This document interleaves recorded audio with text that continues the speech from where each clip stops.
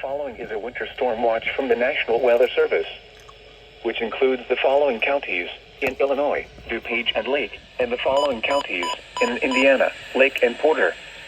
What? Heavy snow and blowing snow possible. Total snow accumulations greater than 6 inches possible. Winds could gust as high as 45 to 50 miles per hour. Where? Portions of northeast Illinois and northwest Indiana. When? From Friday morning through Saturday morning. Impacts: travel could be dangerous. Areas of blowing snow could significantly reduce visibility. The hazardous conditions will likely impact both Friday commutes. Gusty winds could bring down tree branches.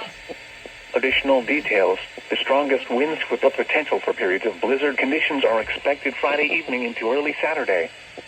Warmer temperatures near Lake Michigan will likely cut into snow accumulations during the day on Friday. Monitor the latest forecast for updates on this situation. Now here is the hazardous